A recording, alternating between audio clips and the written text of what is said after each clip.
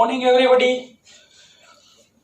આપણે ચાલે unit number 3 Arun Krishnamurthy વાળો જે પાઠ ચાલુ હતો ઇન્ટરવ્યુ વિથ અરુણ કૃષ્ણમૂર્તિ, એમાં આપણે અરુણ કૃષ્ણમૂર્તિ વિશે પહેલો પેરેગ્રાફ, એનું જનરલ ઇન્ફોર્મેશન, પછી એનો એક ઇન્ટરવ્યુ લે છે, એમાં પહેલો પ્રશ્ન, બીજો પ્રશ્ન આપણે જોયો. તો આજે આપણે ત્રીજો ચોથો જેટલા થઈ શકશે એટલે આપણે પ્રશ્નનો અભ્યાસ કરશું. તો ત્રીજો પ્રશ્ન આપણે પૂછ્યો હતા, એમાં ઇન્ટરવ્યુ લેનાર છે અને પ્રશ્ન પૂછ્યો છે, how did your school and college further your interest? કે તમે સ્કૂલની અંદર અને કોલેજમાં હતા, તમારો ઇન્ટરેસ્ટ છે ફર્ધર એટલે આગળ વધવું, થોડો તમારો ઇન્ટરેસ્ટ વધ્યો કેવી રીતે? તો ચાલો આપણે જોઈએ કે શું જવાબ આપે. Both my school and college have plenty of green cover. School અને કોલેજમાં પ્લેન્ટલી એટલે પુષ્કળ, ઓફ ગ્રીન કવર. ગ્રીન કવરનો મતલબ થાય કે હરિયાળું વાતાવરણ હતું, ત્યાં બગીચો હતો, વૃક્ષો હતા, આવું બધું હતું. એટલે મારી કોલેજની અંદર અને સ્કૂલની અંદર હરિયાળું વાતાવરણ, મારા બગીચાઓ ને એવું બધું હતું.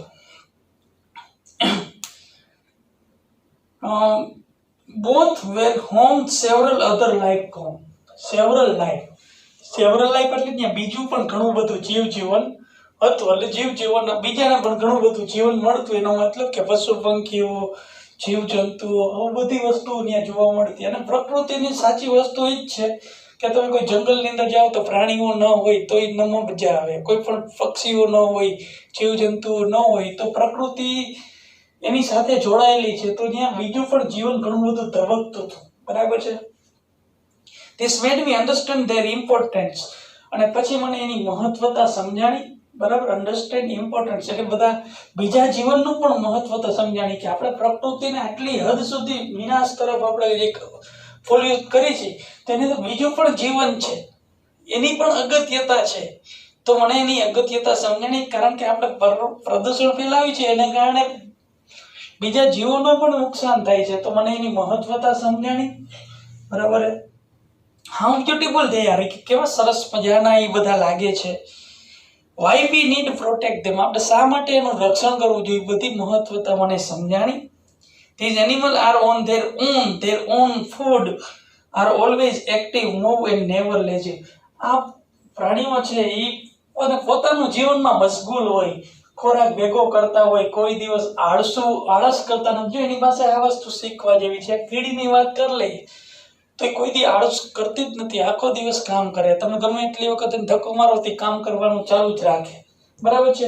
તો એને બધા પ્રાણીઓ પાસેથી આવી રીતે કંઈક ને કંઈક વસ્તુ શીખવા મળી, હંમેશા કાર્યરત જ હોય, આવું શીખવા મળ્યું. It is so positive.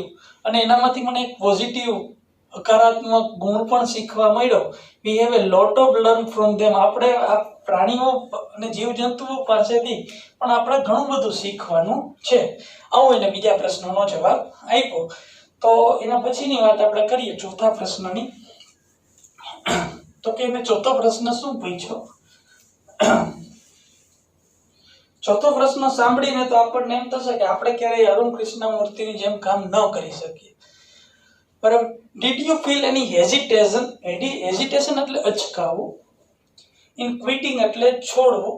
Well paying job, તમને ઊંચા પગારની જે જોબ કરતા એ તમે છોડી દીધી, એમાં તમે અચકાણા નહીં.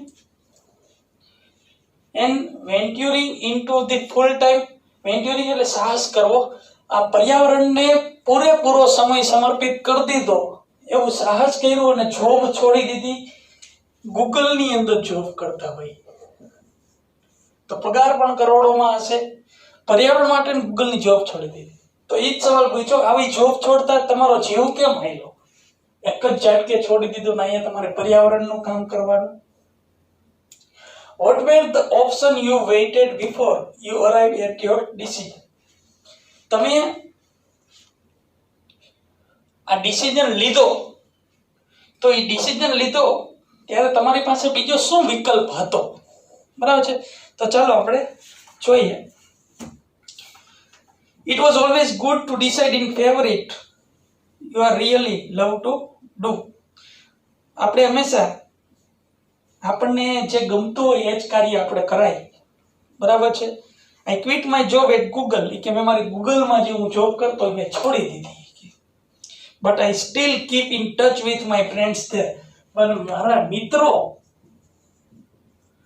હજી ત્યાં છે, એની સાથે હું ટચમાં છું, બરાબર છે. But I still keep in touch with my friends there, so only my duties at Google have come to an end, not my emotion bond.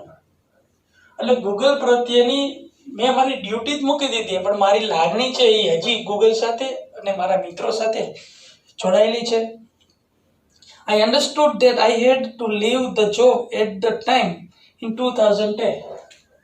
2010 ની અંદર મેં એવો નિર્ણય લીધો કે મારે ગૂગલ પ્રત્યેની જે જોબ છે એ મારે છોડી દેવી છે, બરાબર.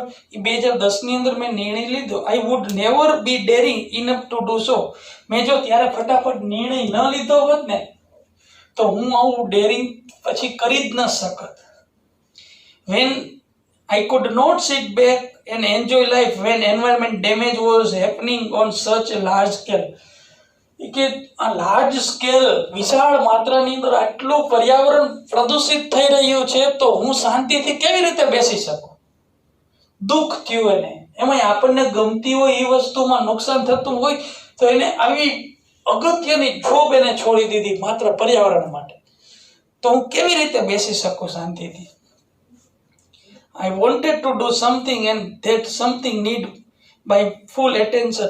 કે મારે કંઈક પર્યાવરણ માટે કરવું હતું અને હું પૂરેપૂરા એટેન્શનથી જ કરી શકીશ, બરાબર. So I left Google for EFI. એટલે મેં EFI માટે ગૂગલને છોડી દીધું, બરાબર છે. હવે અગત્યના પ્રશ્નો અને સરસ મજાના પ્રશ્નો હવે પછી જે છે એ બધા, બરાબર, ખાસ ધ્યાન રાખજો.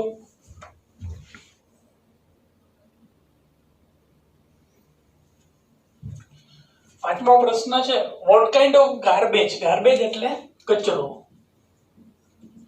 Do people throw into the water body. તમે કે આ સફાઈ બધું કરો છો, વોટર બોડી એટલે તળાવ ને નદીની બધું સાફ કરો છો, તેમાં લોકો કયા કયા પ્રકારનો કચરો ફેંકે? How do you deal with the removal, removal એટલે તમે જે કચરો કાઢ્યો હોય ઓફ ધીસ ગાર્બેજ, રિમૂવલ નિકાલ કરવો, તો કચરાનો નિકાલ કરવો. Once you clean the water body એટલે તમે જે વોટર બોડી સાફ કરી હોય, કોઈ પણ તળાવ હોય, સરોવર હોય, નદી હોય, તો એનું જે રિમૂવલ હોય, કચરો જે તમે કાઢ્યો છે એનો નિકાલ કેવી રીતે કરો છો અને તમને કયા કયા પ્રકારનો કચરો અંદર મળી આવે છે. Everything from the diaper to worn out slipper, બધું મળે છે કે ડાયપર થી માંડી, લોકો ડાયપર અહીંયા ફેંકે છે, એન્ડ વર્ન આઉટ સ્લીપર, કસાઈ ગયેલા ચપ્પલ પણ એની અંદર મળે છે. વી find everything in our lake, અમને આ તળાવની અંદરથી બધી વસ્તુઓ મળી આવે. ધીસ ઇઝ સો ડિસ્ટર્બિંગ, આ મને ડિસ્ટર્બ કરી દે છે, ખૂબ જ ડિસ્ટર્બ કરી દે એવું કહેવાય, કારણ કે it is water and water is the basis of life. કારણ કે આ પાણી છે, આ વાક્ય મોસ્ટ ટાઈમ પે ધ્યાન રાખજો, water is basis of life એટલે પાણી છે એ જીવનની જરૂરિયાત છે, એટલે કે દરેકને જીવન જીવવા માટે પાણી છે. How can we not care of this water body, તો આપણે શા માટે વોટર બોડી જે છે, જે જગ્યાએ પાણી ભરેલું છે એનું ધ્યાન કેમ આપણે ન રાખી શકીએ? We use this garbage for landfill with no minimal exposures to the outside environment. પછી અમે આ જે કચરો છે એને ખાડો કરીને એ બધો કચરો અંદર નાખી દઈએ, જેથી કરીને બહારના પર્યાવરણને નુકસાન પહોંચાડી શકે નહીં. We ensure that the lake area and water holding are free of garbage. અમે પૂરતું ધ્યાન રાખીએ છીએ કે એની અંદર પૂરેપૂરો જે કચરો છે એ બધો કચરો અમે સાફ કરી નાખ્યો હોય, કે જેથી કરીને પક્ષીઓ છે, ફ્રોગ, દેડકાઓ છે, snake can live in peace, કે જેથી કરીને સાપ છે એ બધા શાંતિપૂર્ણ જીવન જીવી શકે, બરાબર છે. એના પછીનો છઠ્ઠો પ્રશ્ન છે, how many day does it take to clear a large lake, મોટું તળાવ છે એ સાફ કરતા તમારે કેટલો સમય લાગે? Do you use any special equipment, equipment એટલે સાધનો, for cleaning and safety, cleaning માટે, સેફટી માટે તમે કયા કયા સાધનોનો ઉપયોગ કરો છો, અને તળાવ સાફ કરતા તમારે કેટલો સમય લાગે છે? આ મોસ્ટ ટાઈમ પી વસ્તુ છે, ધ્યાન રાખજો. ગમે શોર્ટ નોટ હશે તો શોર્ટ નોટ ની અંદર પણ હશે, બરાબર છે. તો ચાલો આપણે જોઈએ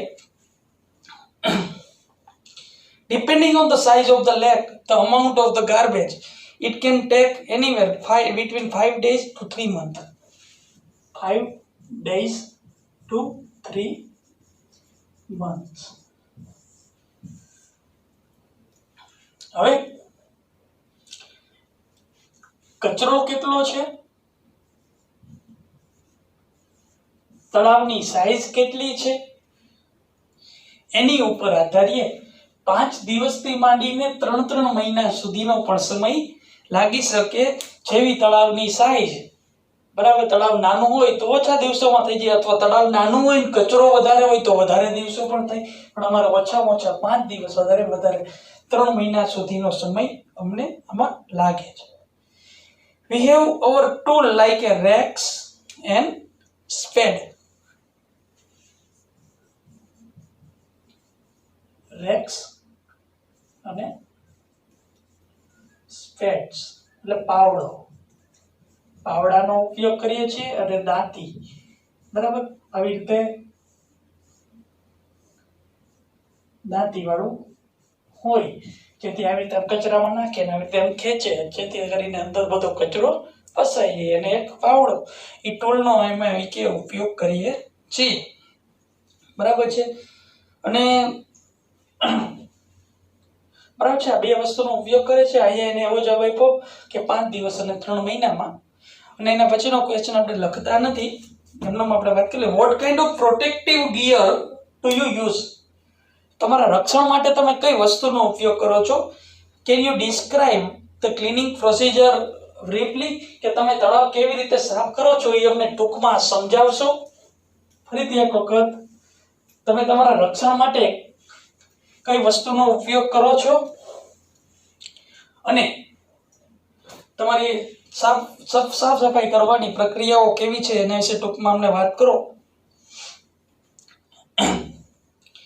તો we wear nose mask, અમે માસ્ક પહેરીએ છીએ. સેનિટરી ગ્લોવ્સ એટલે હાથમાં પહેરવાના જે મોજા છે એનો ઉપયોગ કરીએ છીએ. કેરી રેક્સ એન્ડ સ્પેડ, દાંતી અને પાવડાનો ઉપયોગ આપણે કરીએ છીએ, અમે કરીએ છીએ. which we collect the garbage dump into the collection bucket. પછી અમારી પાસે એક ડોલ હોય, એ ડોલની અંદર અમે બધો કચરો એનાથી એમાં ડોલમાં ભરીએ છીએ.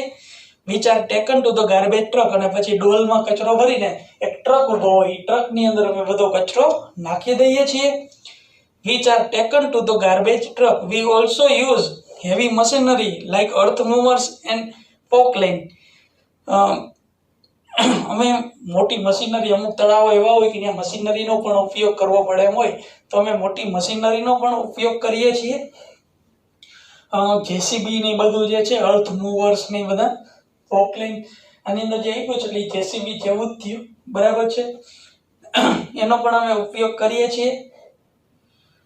એ કઈ જગ્યાએ એનો ઉપયોગ કરીએ છીએ? તો ડેસીટ એટલે ઊંડું, જે ઊંડું તળાવ હોય અને એને સાફ કરવા. અને વીડ્સ એટલે કાંટાળી વનસ્પતિ હોય, બરાબર. વીડ્સ એટલે જંગલી છોડ,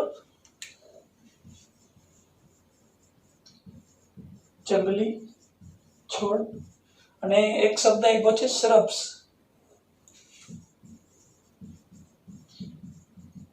કાંટાવાળી વનસ્પતિ. તો એની અંદર આપણે કે અમે જેસી અર્થ મૂવર્સ ને ફોકલેન જેવા મશીનરીનો ઉપયોગ કરીએ છીએ. તળાવ ઊંડું હોય, જ્યાં જંગલી છોડ હોય અને જે કાંટાવાળી વનસ્પતિ હોય. અને પ્લસ અમે ગ્લોવ્સ પહેરીએ છીએ, બરાબર છે, અને નોઝ ઉપર માસ્ક પણ રાખીએ છીએ, બરાબર છે, કે જે નુકસાનકારક છે તેના માટે અમે આનો ઉપયોગ કરીએ છીએ, બરાબર છે. છેલ્લા 2 ક્વેશ્ચન છે, આપણે આજે પાઠ પૂરો જ કરી નાખીએ. What in your opinion can children and young adult do for environment? What could be small beginning by all of us in term of protective the environment? તમારા મત પ્રમાણે બાળકોએ, મોટી ઉંમરનાએ પર્યાવરણની જાળવણી માટે શું કરવું જોઈએ? અને એક શરૂઆતમાં આપણે એવું શું કરીએ કે જેથી કરીને આપણે પર્યાવરણનું રક્ષણ કરી શકીએ? જો આપણને કીધું છે, આપણા માટેની સલાહ છે, જોઈએ. First, we should all stop throwing trash outside our home. નકામો કચરો આપણે ઘરની બહાર ફેંકીએ છીએ ને પેલા બંધ કરી દઈએ. તમે આટલું કરશો ને તોય ઘણું અમારા માટે. Next we should reduce amount of trash we generate. અને આપણે જે કચરો છે ઉત્પન્ન કરીએ છીએ ઓછો કચરો ઉત્પન્ન થાય ને એ આપણે ધ્યાન રાખવું. જમવા ગયા હોય તો થાળીમાં ઓછું વધે જેથી કરીને કચરો જ ઓછો થાય. આ બધી વસ્તુનું આપણે ધ્યાન રાખવું. સ્ટ્રો, બરાબર છે, ટીસ્યુ, બરાબર, વેપાર એટલે કે કોઈ વેપારના એના પેકેટની એની આપણે વાત કરીએ, બરાબર છે, બેટરી એટલે સેલ ને બધું, ફાસ્ટ ફૂડ જંક એટલે બધો નકામો કચરો જે હેઠવાડ ને બધું વહીતું હોય એ, બરાબર. All this end up in the lake. આ બધું છેલ્લે ક્યાં આવે છે? બધું અમે તળાવમાં નાખી જાય છે બધા લોકો, બરાબર. If we can reduce the amount of garbage at home, if we can dispose all garbage safely. જો તમે આ બધો કચરો ઉત્પન્ન જ ઓછો કરશો તો કચરો જ ઓછો થશે અને તમારી પાસે જે કચરો થયો છે એનો નિકાલ કરવાનો પણ તમે યોગ્ય રસ્તો કરી શકો, બરાબર. એ પણ એક મોટી વાત થઈ શકશે. Every student welcome to the volunteer with us. દરેક વિદ્યાર્થીઓને અમે આવકારીએ છીએ. જો એને અમારા સ્વયંસેવક તરીકે આવવું હોય તો એને હેલ્પિંગ ધ એન્વાયરમેન્ટ અને અમારા એન્વાયરમેન્ટ માટે સેવાકીય પ્રવૃત્તિ કરી શકે. એના પછીનો પ્રશ્ન, how much time to school going children need to devote in સે એ વીક ફોર એન્વાયરમેન્ટ કોઝ. એ કે સ્કૂલે જતા વિદ્યાર્થીઓ હોય તો એ વિદ્યાર્થીઓ આ સંસ્થા પાછળ કેટલો સમય આપી શકે એક અઠવાડિયામાં? તો એમ કે છે 4 hours a weekend. એટલે અઠવાડિયાના અંતે 4 hours, બરાબર. તો એક અઠવાડિયાના અંતે 2 કલાક રવિવારે અને 2 કલાક ખાલી શનિવારે. The small beginning is more than enough to ensure large participation later. તમે અત્યારે માત્ર 2 કલાક આપશો ને, શનિવારે 2 કલાક, રવિવારે, એ પણ અમારા માટે એક મોટી વાત ગણાશે. અને છેલ્લે, how can student and school join your fraternity? Do you have any program to introduce your work to them? વિદ્યાર્થીઓને સ્કૂલો તમારી અંદર જે જોડાય છે, બરાબર છે, એને તમે કેવી રીતે જોઈન કરો છો અને તમે આના કંઈ કામ કેવી રીતે કરવું એના માટેની કંઈ યોજનાઓ તમારી છે? તો કે હા, અમે એને ફેલોશિપ એટલે અમે એને મેમ્બર બનાવીએ છીએ. ઇન્ટરેસ્ટેડ સ્ટુડન્ટ જે વિદ્યાર્થીને રસ હોય એને. અમારે જો આ પ્રોગ્રામની અંદર look to young animal lover, બરાબર, વાઇલ્ડ લાઈફ ફોટોગ્રાફર, એના જે ફોટોગ્રાફરો હોય એ, ફિલ્મ બનાવનારા, થિયેટર આર્ટિસ્ટ હોય, સાયન્ટિસ્ટ, રિસર્ચ કરનારા છે, એ બધા અમારી ટીમની અંદર જોડાઈ ગયા છે.